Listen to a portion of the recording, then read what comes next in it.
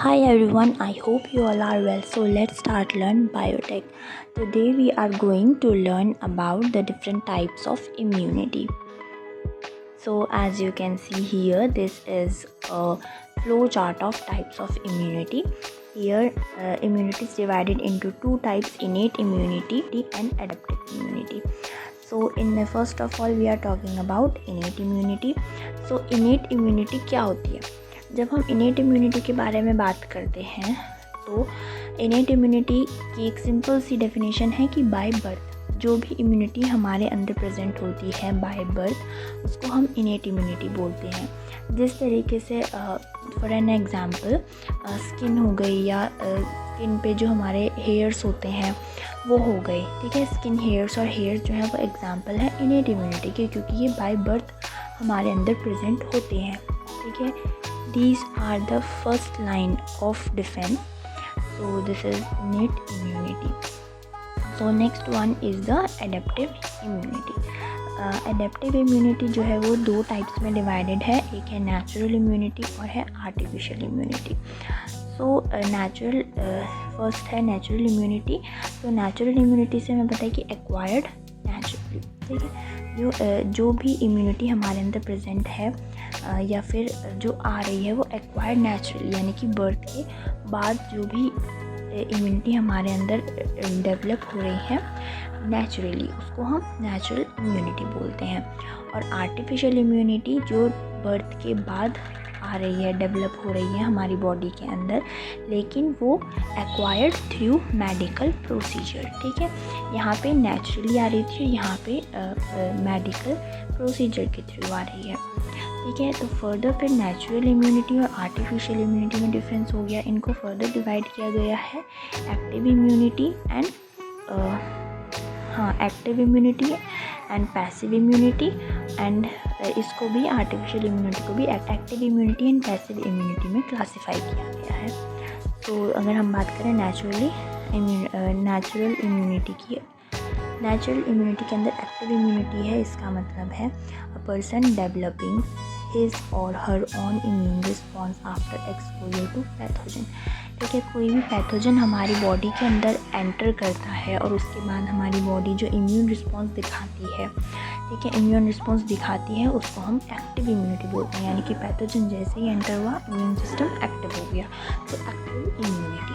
और इसी तरीके से है पैसिव इम्यूनिटी। पैसिव इम्यूनिटी का क्या मतलब है? A person receiving performed immunity made by another person, ठीक है। किसी और पर्सन से ले रहा है इम्यूनिटी, रिसीव कर रहा है, उसको हम बोलते हैं पैसिव इम्यूनिटी।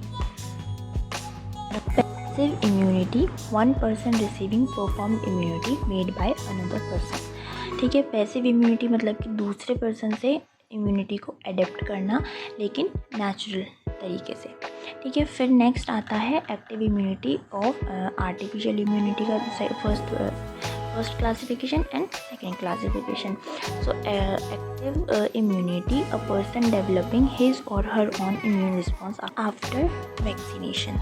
यहाँ पे था टू पैथोजन। देखो इसके अंदर क्या डिफरेंस है। एक्टिव इम्यूनिटी जो नेचुरली है, नेचुरल एक्वायर्ड है कि पैथोजन कोई एंटर करेगा देन एक्टिव हो जाएगी हमारी बॉडी के अंदर जो इम्यूनिटी प्रेजेंट है already naturally.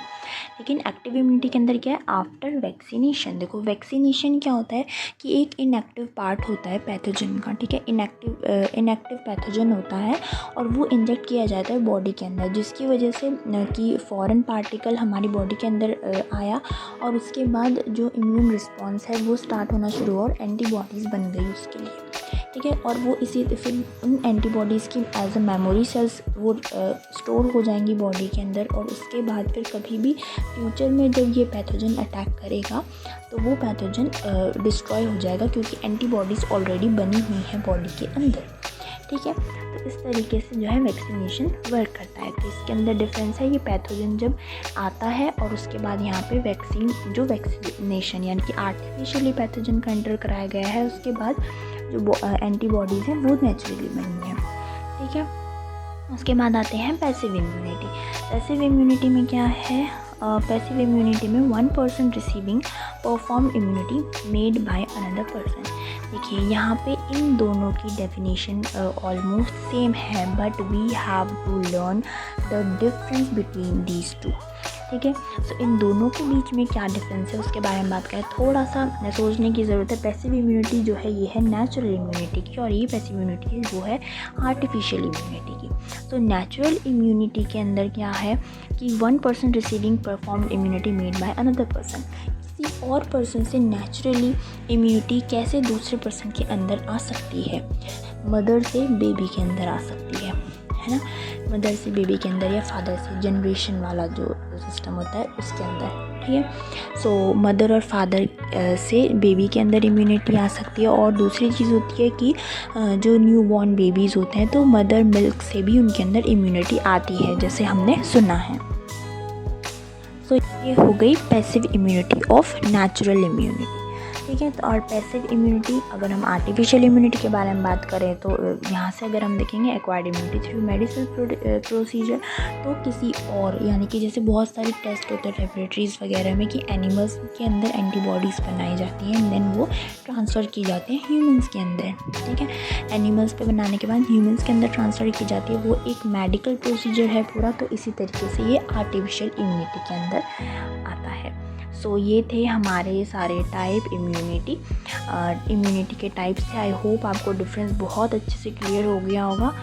And if you like the video so please like, share and subscribe. Thank you.